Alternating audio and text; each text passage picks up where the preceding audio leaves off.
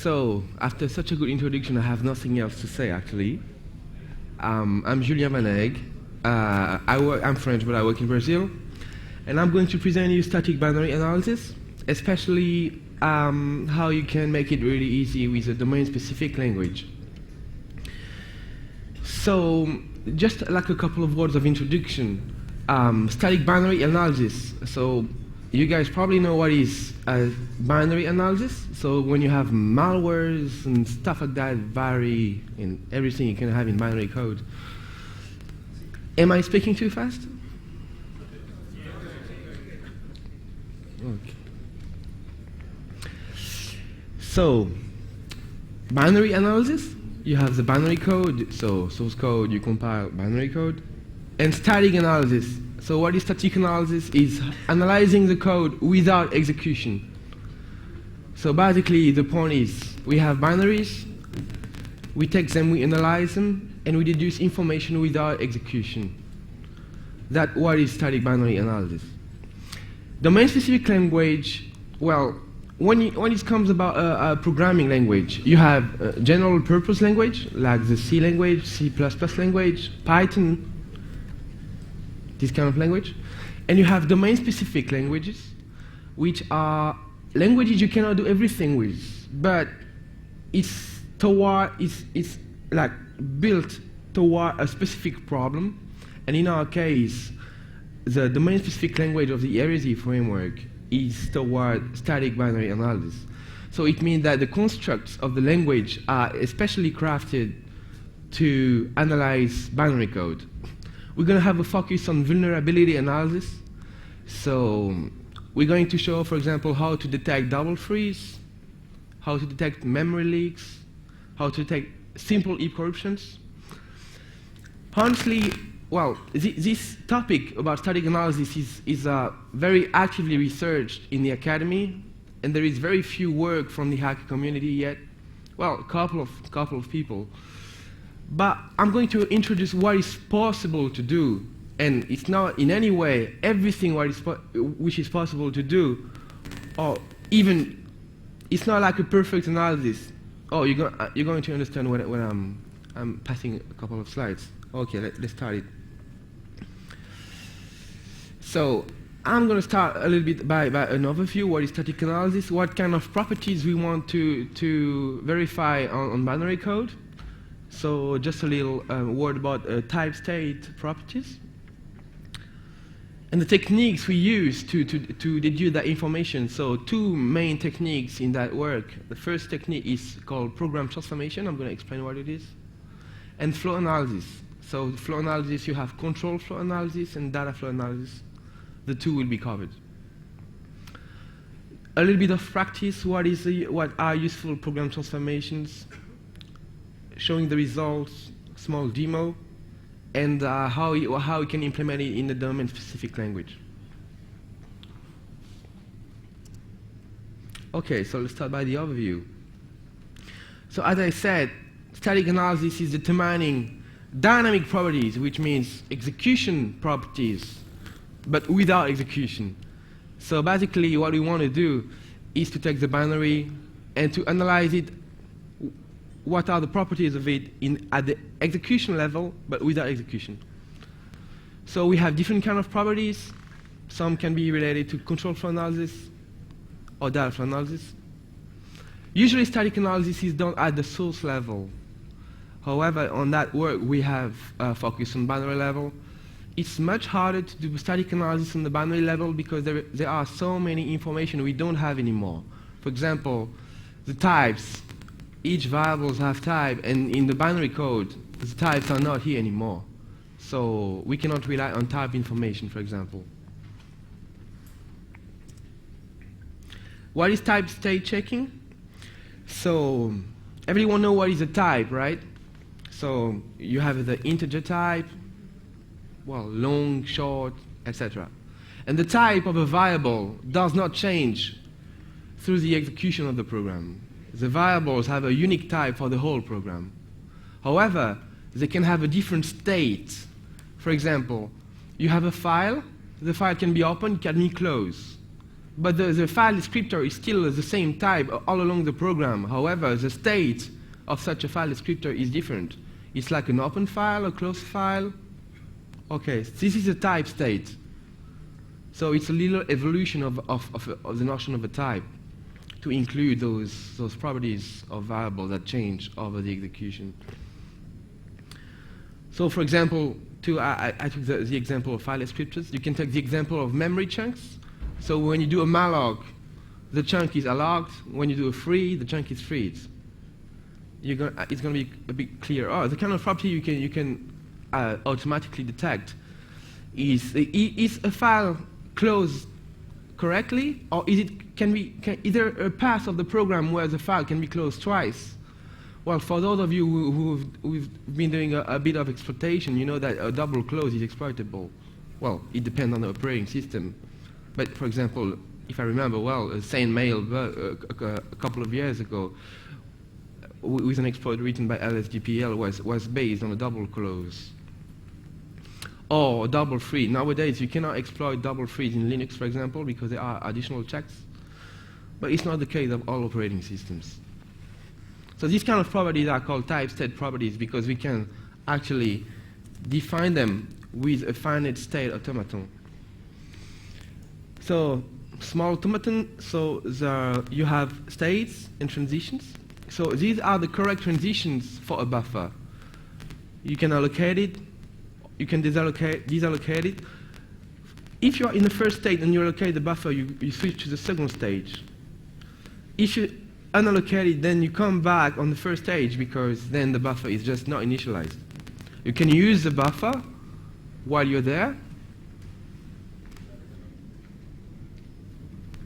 And actually just forget about that part because it's not really useful for our purpose. Well, the point is that the correct state of a buffer can be represented by a finite state automaton. This is the main point of type state properties because all kind of type state properties can be represented by finite state automaton. And this is going to be useful for us. Any question about that? Oops. Any question about this, or is it very clear? That's all fine? All right. Okay, a small introduction about program transformation. So basically, when you want to analyze a program, especially binary code, which is totally unstructured, you want to recover the structure of the program. So by default, a binary code is just like a sequence of instruction. But then you can start to structure the program. You can start to compute its control flow. So you compute the control flow graph. You can start to compute his data flow. Well, each variable actually has its own data flow. And variables can depend on each other. So in that case, data flow are merging.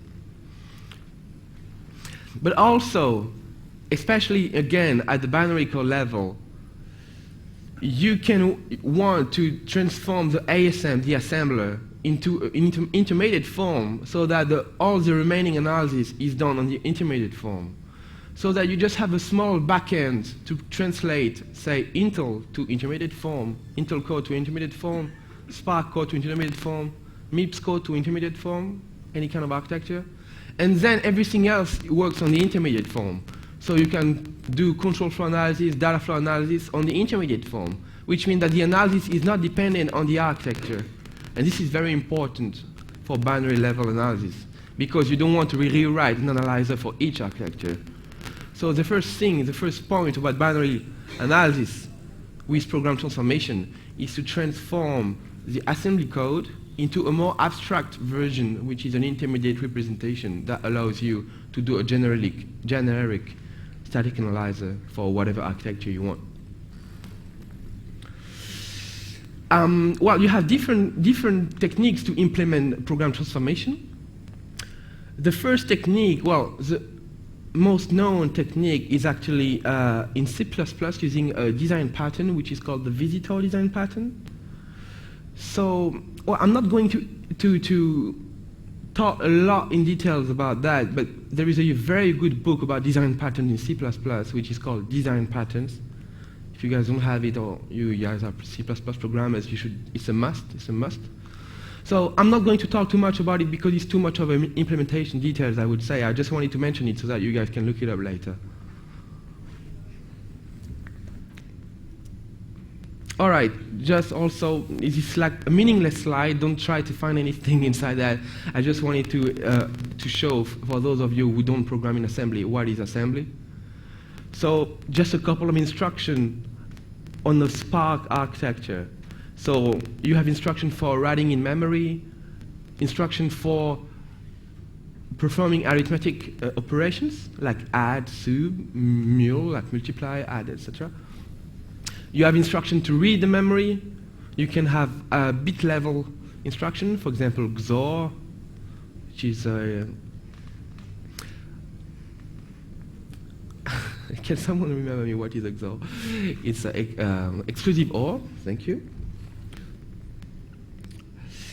Well, nothing, or comparison instruction, etc. So we have in our framework called Eregi, we have full support for this architecture, and we have almost full support for the Intel architecture. So well, Intel architecture has around like 350 instructions. So well, it's quite difficult to have a totally complete backend for the Intel architecture, but we're working on it so that we can improve. Okay, what is control flow analysis? So basically, when you have a small code, for example, if you have a if-else, then you have a conditional code where you're going to find these kind of patterns. So basically, for example, if you have a if, you can enter here. If you have an else, you can, well, let's put it like this way. If you have an if, you can enter here. If you have an else, you can go here. Or you can do loops as well. So this is a control flow graph. It means that the structure, the global structure of the program can be analyzed in such a way. Instead of like having a sequence of instruction, you can do a first structuring using control flow analysis. Well, sliding and sliding, I'm not going to explain too much either because it's not the point of the presentation. I just wanted to introduce what is control flow graph. It's really nothing very complex. I'm going to especially focus here on data flow analysis, and here I'm going to enter into details. Sorry. Honestly, just with control flow analysis, you cannot do a lot of things. You just can, well, a couple of properties like safety properties or liveness properties, which means you never pass through a certain state, or you can always pass like an infinite amount of time through a state to make sure you don't have a deadlock, for example.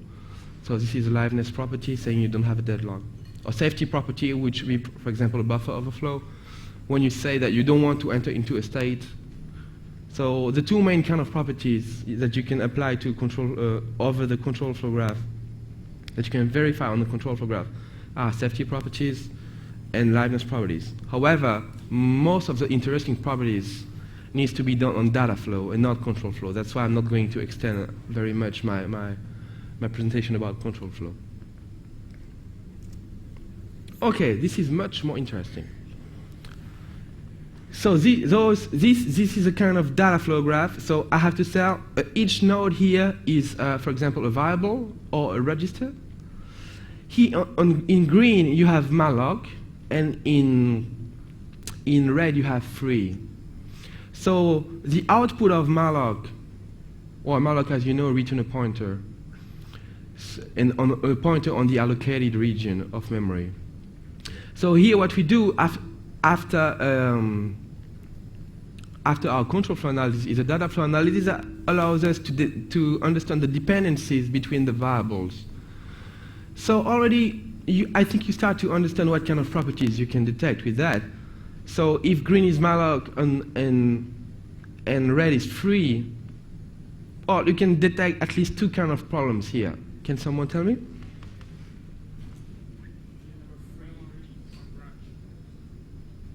Sorry.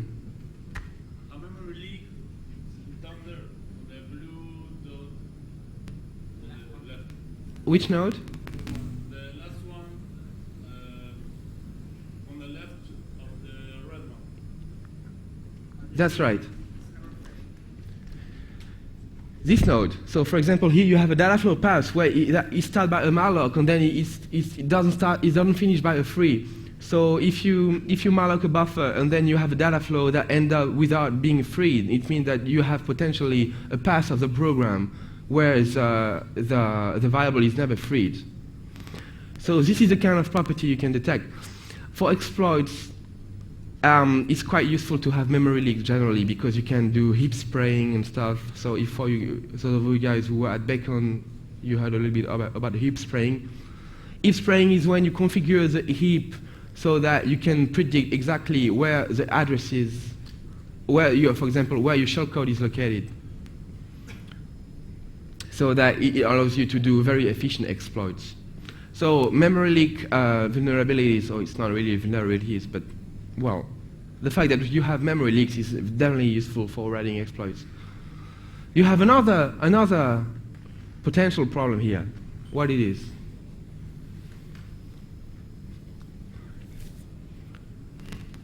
Any idea?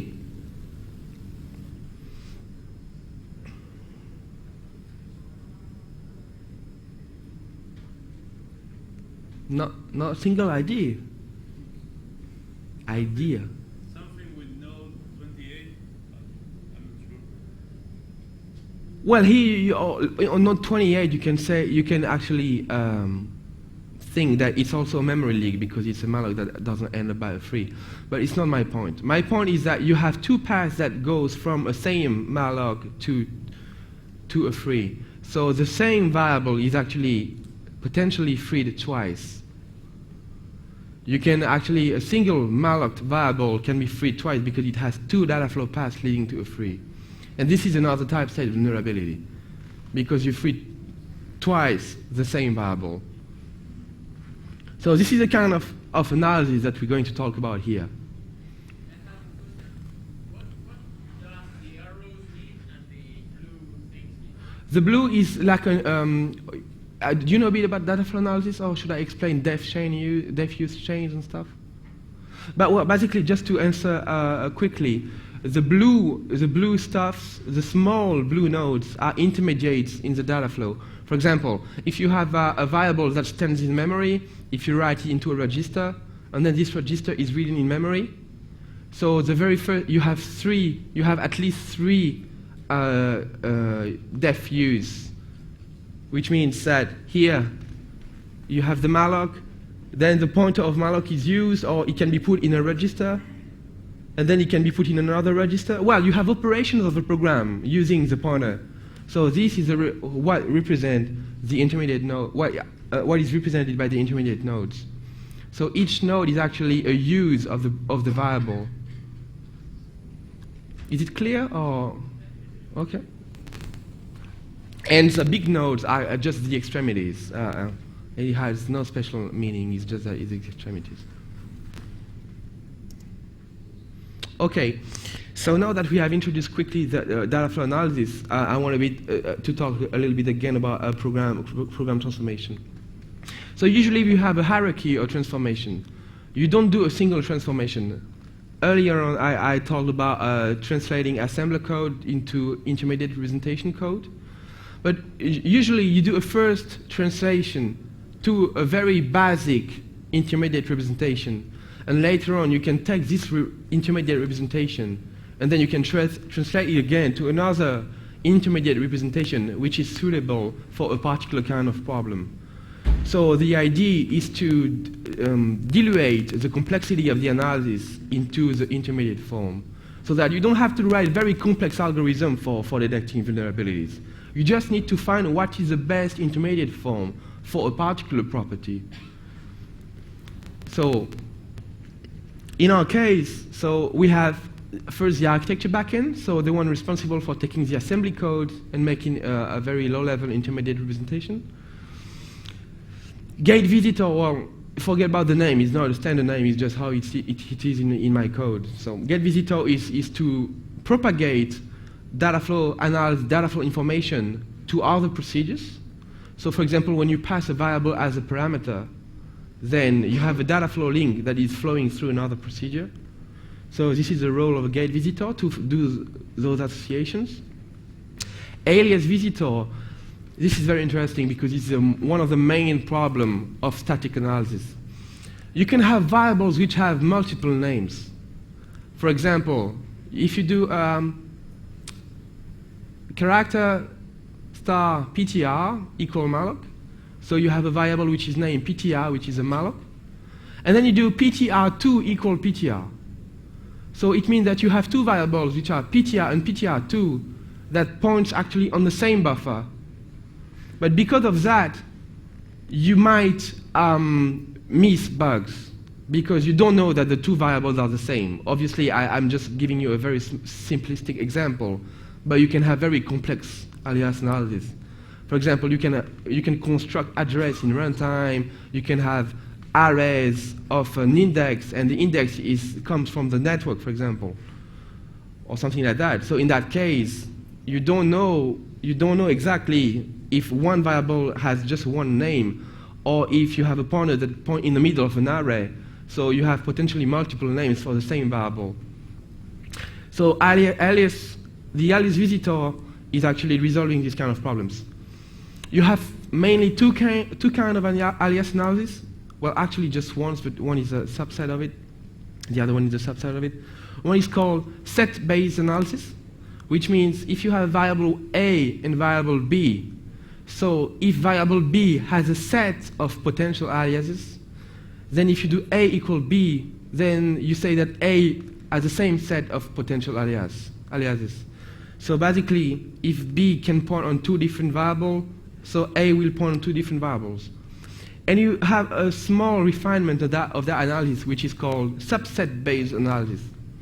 So basically, instead of saying that those two variables, A and B, have the same sets of aliases, you're going to say that B has a subset of the alias of A, which is slightly more refining.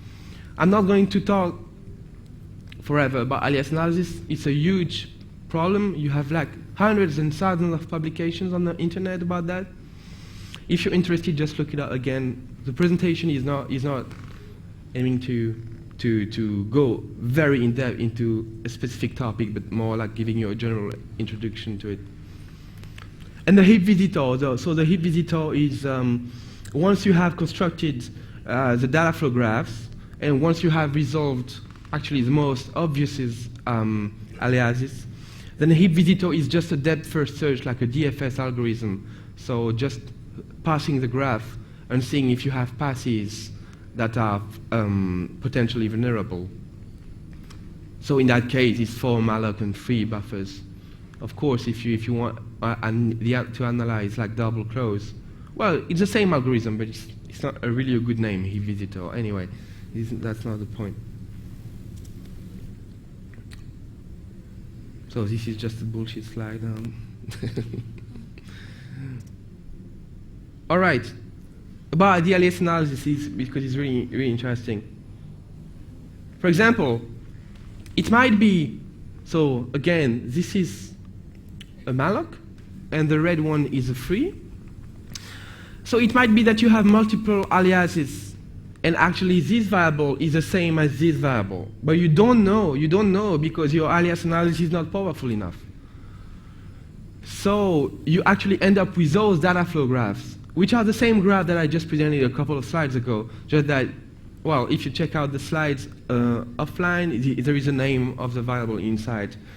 So those are registers, the blue ones are registers, and the orange ones are memory accesses. So this is a typical problem of aliasing, because you might think that there is a missing free after the malloc, but actually there isn't, because you're not capable to associate the two aliases. So this is a kind of problem that has to be resolved generally in a conservative way, which means it's better to say that you have more aliases than not to have, because it's better to have false positives than false negatives. Any question about that?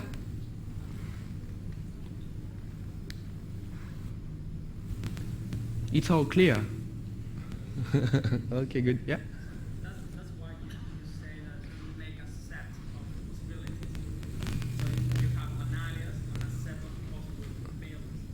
That's it. So you can actually connect the two data flows, because you have You don't have a strong connection with that one. You have a possibility that exactly. So this, well, look up a little bit of alias analysis on scholar.google.com. I think you're going to enjoy it. There are so many techniques about alias analysis. I just mentioned the main ones. Oh, by the way, I need to tell you before I forget. I'm sorry for not talking this morning, because I was supposed to talk at 11:30. However, we had a party until 6 o'clock, and blame the bacon organizers because they paid us free beer.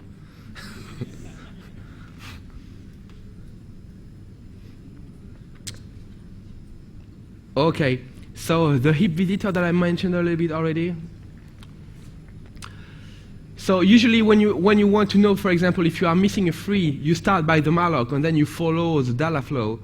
And if you don't reach a free, then you have a missing free. So it's a forward analysis. On the other side, if you want to check, for example, if you are freeing a variable which was not mallocked, then so you start from the free, and then you see the ancestors.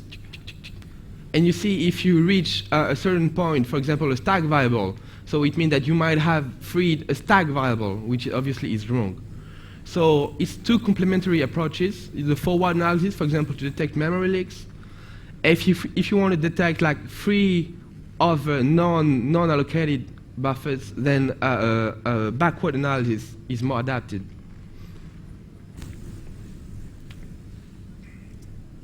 Okay, some results. So here, detection of multiple dislocation of memory leaks and heap corruptions. So I'm attacking C code, and it's totally stupid code. It's totally stupid code. It's just for everyone to understand. Obviously, it works. This technique works for larger and larger code, not like 5 lines of like a dummy C programmer. But it's just for everyone to understand what we are talking about.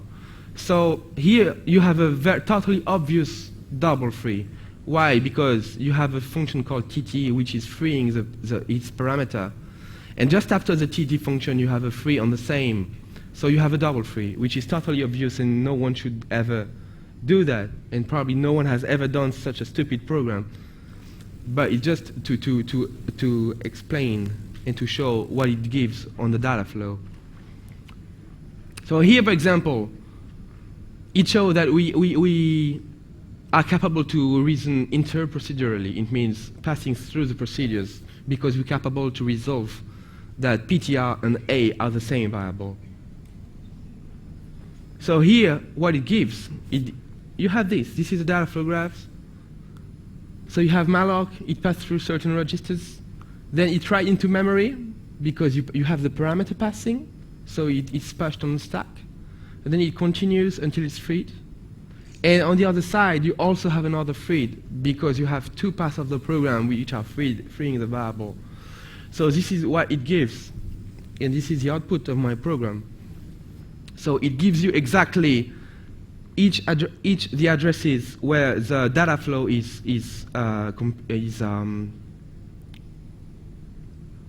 where the data flow is not computed, but where you find the definition of the variable and the use of the variable. So here is the address of the instruction. This is just an ID, an identifier. Okay. No, I'm off. Am I off? So this is just the address of the instruction, the identifier for the instruction, because I give a unique identifier to all nodes, like abstract nodes, which can be instruction, operands, or whatever. So I'm capable to look it up, to look up a given node during my static analysis, uniquely using its ID. And this is a very simple intermediate form. It's almost not an intermediate form. It's just a pretty printing. But well, the main point is that we have that in-param I0, which is the output of malloc. So in my case, I have like a special type, which is alloc, and a special type, which is free. So the graph, my data flow graph, is actually a graph of typed nodes. Each node has its own type, and so you have the alloc type, the free type, or whatever. And you can use the type information. This is the main point of the visitor design pattern. You can use the type information, and depending on the type information, you can do a different analysis. So in C, you would do like switch. You would have a field of a structure saying point type equal something. Like the type of this node is alloc, the type of this node is a register, the type of this node is a free, etc. But then, who codes in C nowadays, you mean? I mean, C was good for the 70s or maybe for the 60s, but well, to write a static analyzer is definitely not a good language. It's not adapted at all. So that's why C++ is already an improvement. But C++ has lots of limitations. That's why we don't use C++ anymore in our project. So here, an example of double freeze. So it gives you exactly the path of data flow for the two frees. Other example, so in that case, we have a missing free, like it just returns 0. Again, totally stupid example, just to make the point. So you can find actually passes that are without free. So in our case here, this pass is without a free. We have a malloc here, and we have one case where it's no free.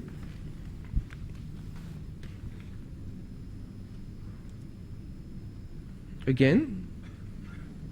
So here we actually have found two vulnerabilities. One was a double free, and the missing free is, well, obviously it's not ending by a free because it's a missing free. So it starts by an alloc, and it finishes without a free.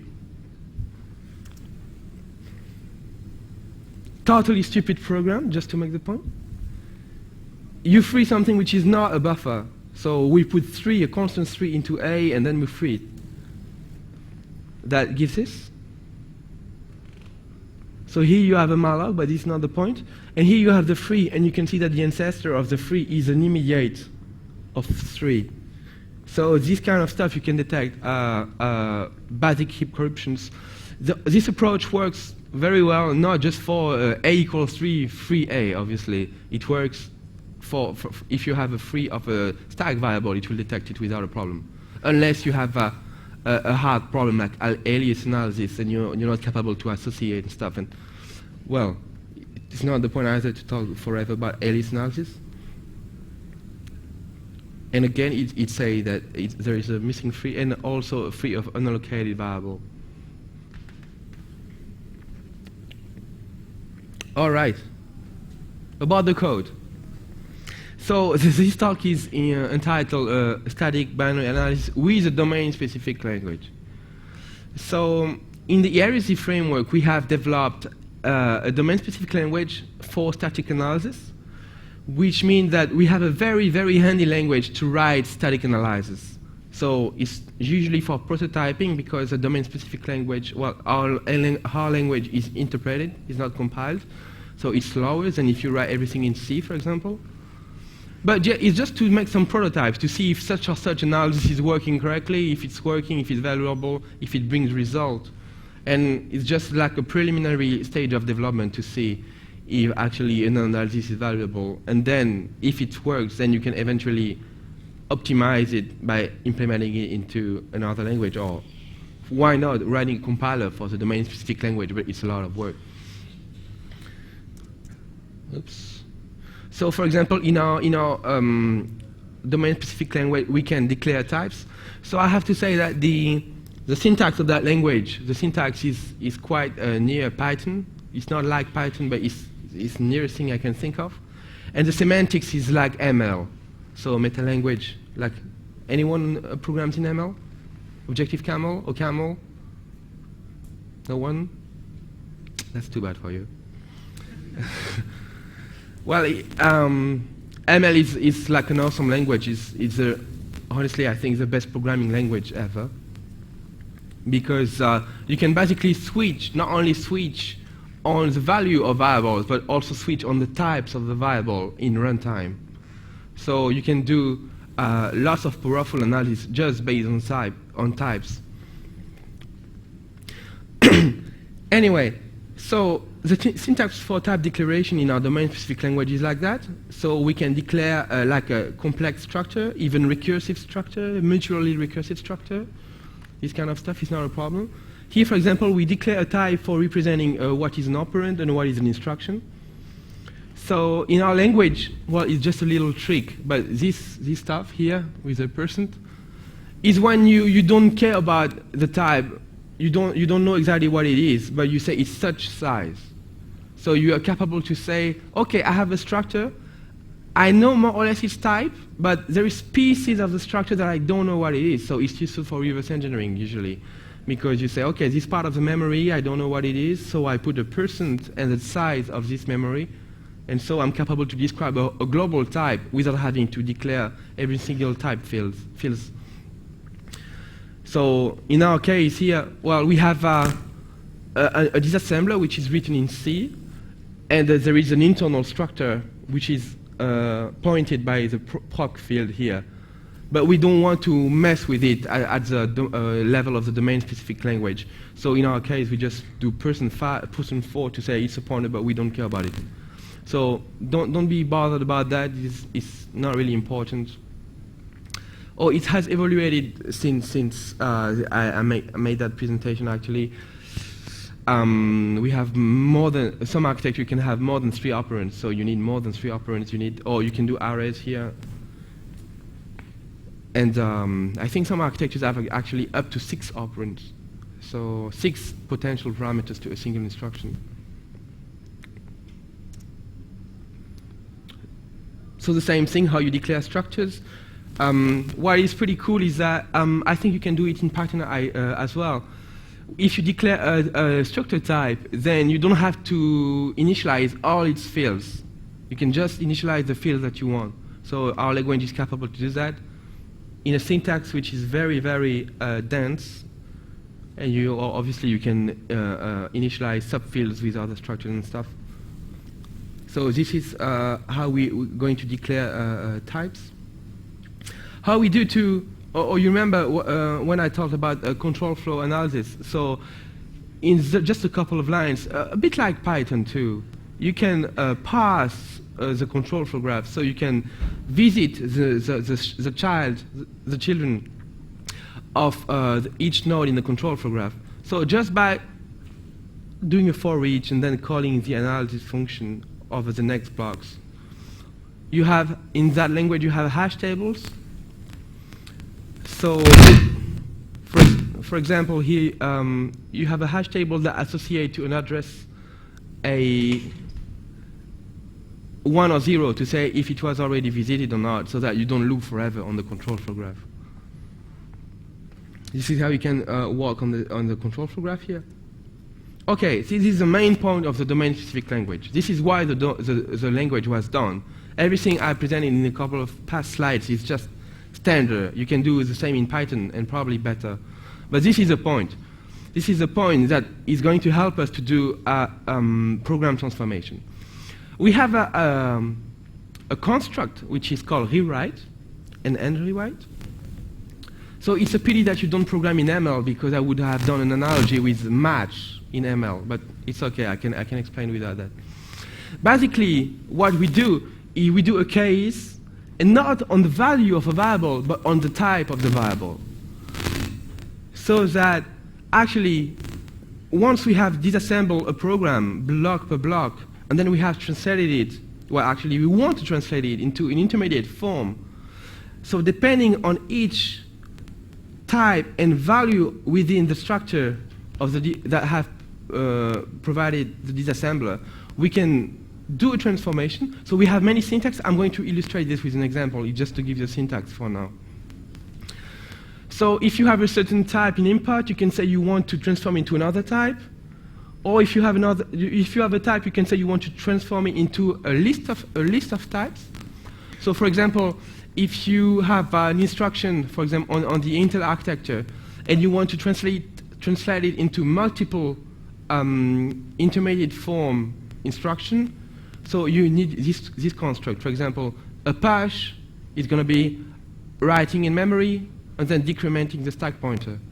So you have multiple operations in a single instruction, and then you will need this kind of construct 1 to n.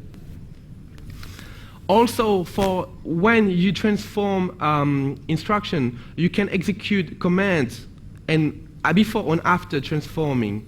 So that allows you to do side effect to the transformation. A bit later, we're going to explain how we use the pre and post commands to compute the data flow for each instruction transform instruction. So 1 to 1, 1 to n, 1 to 1 with pre or post or both. Also, you can also do this syntax, which is which is a summer basically of this, but on single line.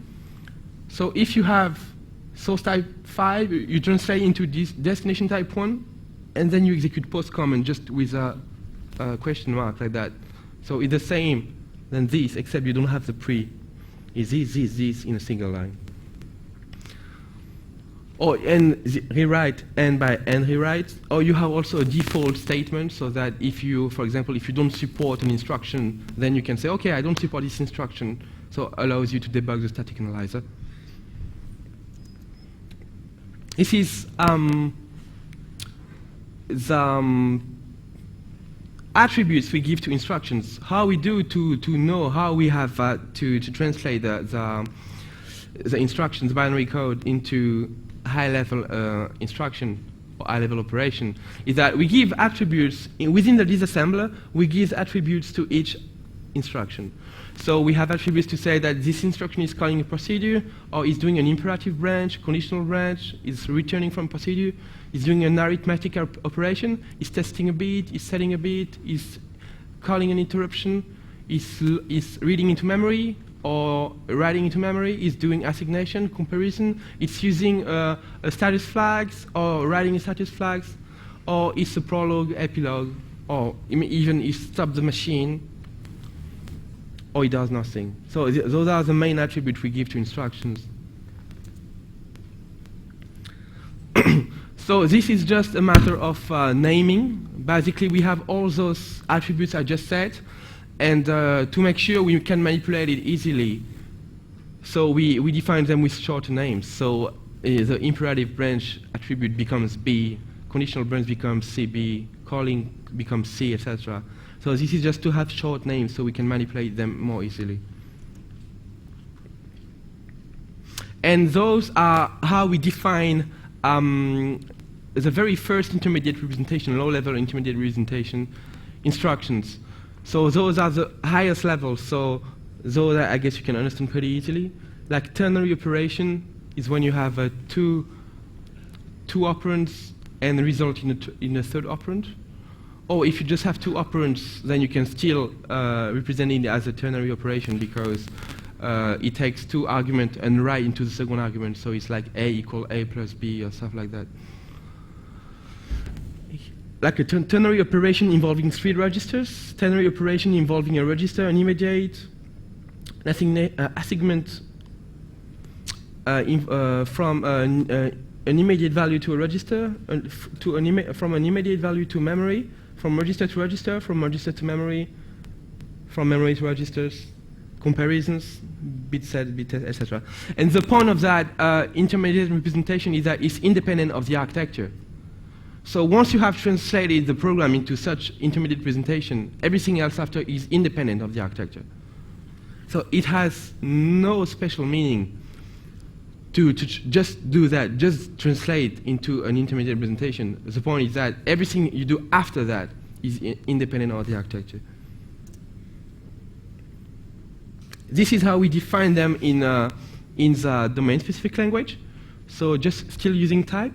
The double dot here is subtyping. So, but it's like inheritance. However, it's just about structures, though. So it's record subtyping. And so each register has an ID. Each immediate value is stored in a long.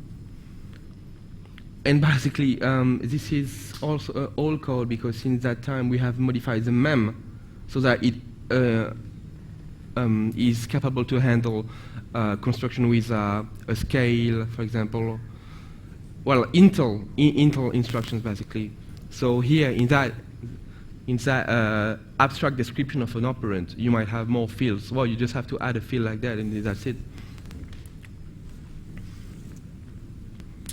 So this is how you do it in practice. So this is a comment actually. There should be a dash here, but it was like eaten by LaTeX. So this is a comment in these two. So basically, thanks to our instruction attributes, we can deal with multiple instructions at the same time. So all those we know that it's reading memory. So the instruction is actually an assignment that is reading memory. So the flag RM, remember, it means reading memory. And all those, as soon as it has this flag, then we know already that we can transform it into async MR with the good fields. And the field that comes from the instruction here. So what we do globally is we do a for each instruction of the instruction list of the block at curAddr. As you see here, we initialize curAddr with the address of the current block analyzed. So this function is called by the small function that parse the control flow graph. So the control flow graph is going to call this transforming function for each basic block. So that actually each instruction of the basic block is translated in this way. Any question about that?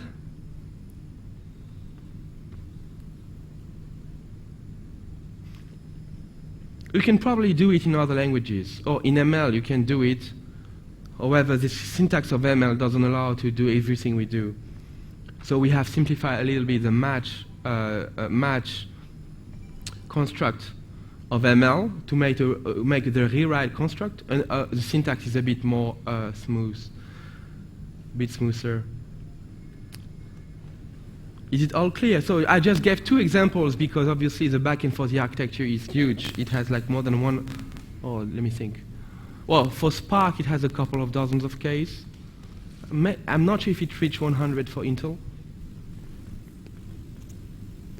Okay, so as I said, what is Ilia useful? Why is Ilia useful is that it makes it independent of the architecture, the code independent of the architecture, and after it simplified data flow analysis, because you just have to do it once for everything, and you will see I'm going to show the code just after to data flow analysis in our language.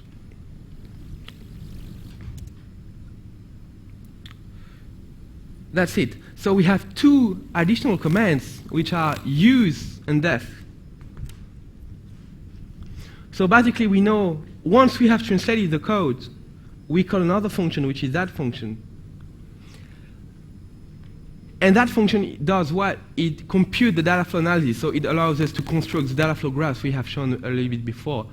So basically, depending on each instruction of the intermediate form, we know exactly which variable is used and which one is defined.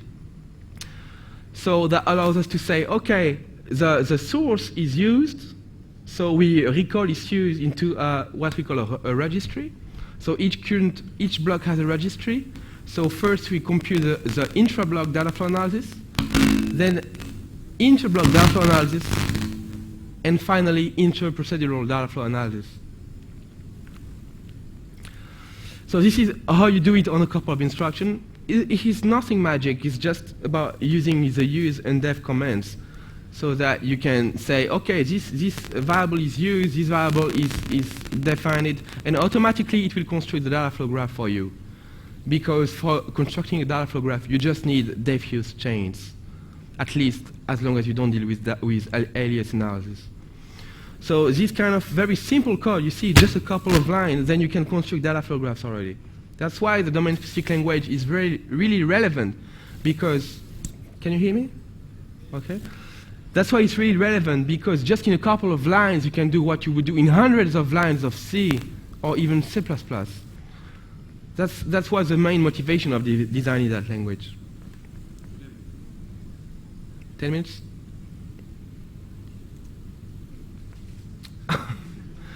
A small demonstration after.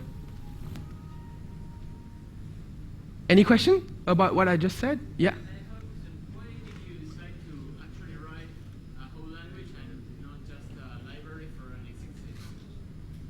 Just a library for? For an existing language, like, I don't know, a library for OCaml or for Haskell or whatever? Well, Haskell is a mathematical language, so I love Haskell. The concepts behind Haskell are excellent. However, I don't want to deal with monads to do data flow analysis, you know. And as for OCaml, the syntax of OCaml is great, but it doesn't allow us to do a post side effects. So if you have a match, you code in OCaml? I know a little. So basically, you cannot do everything we want in OCaml.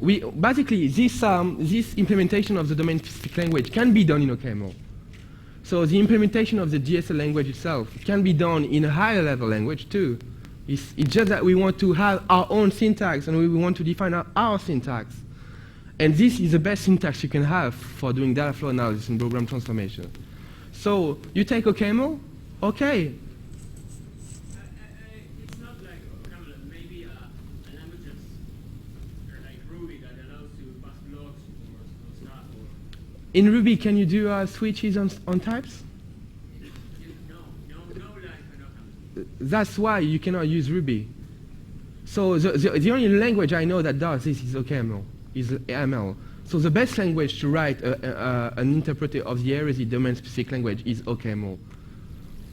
Well, in our case, we did a prototype in C because it's like that. For historical reason, we did it in C. But if I had to do it right now, I would do it in OCaml. And I'm going to finish by a small demonstration. Actually, I want to show you. It's not the whole thing I want to show you, but just the latest advance we have and how you can use Eregi. I'm just going to run the program to show how it dumps graphs. So this is a very simple program that has a couple of functions and it makes use of free and malloc and everything. So this is called a call graph. So it's the graph between functions. This is a control flow graph, so you guys must be pretty familiar with it.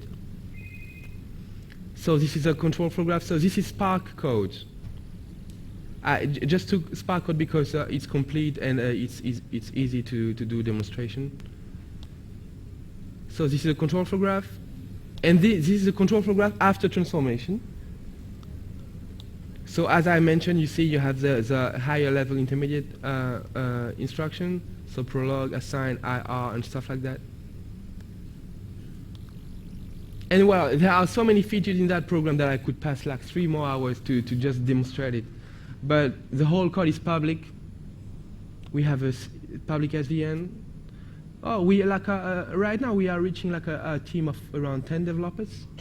So if you want to give a hand to us, if you want to join us, just come talk to me later, so we can arrange something. We have great developers. We have people that I just finished to develop the compatibility with the GDB protocol.